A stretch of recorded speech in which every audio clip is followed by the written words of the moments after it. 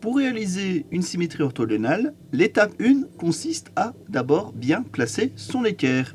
Alors pour cela, il suffit de placer son équerre de manière perpendiculaire à l'axe de symétrie, comme ceci. On fait bien attention donc à bien regarder la graduation, il faut que tout soit bien aligné. Voilà, comme cela, comme ça, là ça ne l'est plus.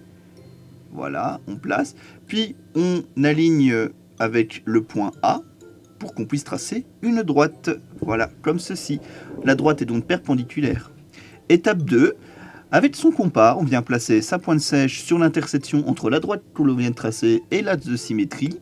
Et on va chercher la longueur qu'il y a avec le point A.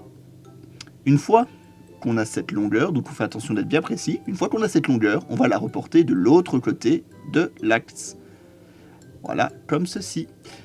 Étape 3, la plus simple, on n'oublie pas de nommer son point, on le nomme comme il faut, donc c'est-à-dire qu'on va le nommer A' vu que c'est l'image de A, pour pas s'en mêler les pinceaux, parce que si on l'avait appelé par une autre lettre, X, Z ou Bernadette, hein, ça n'importe, et bien à partir du moment où il y en aura plusieurs, ben, on risque de un peu plus savoir qui est l'image de qui.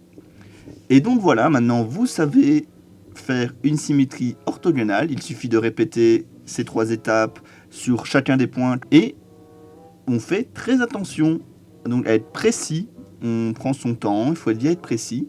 Il faut également laisser toutes ces constructions, donc une fois qu'on fait des traces au compas, on ne les efface pas, ça nous permet de savoir ce que vous faites.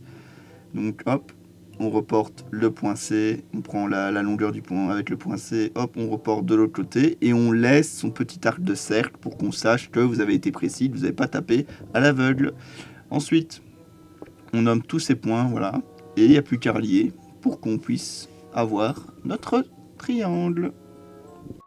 Voilà, merci de m'avoir écouté, j'espère que cette vidéo vous aura été utile. S'il y a des choses que vous ne comprenez pas, n'hésitez pas à les poser en commentaire ou en classe. Et si vous vous rappelez plus, n'hésitez pas à revenir la consulter. Exercez-vous et je vous vois très bientôt.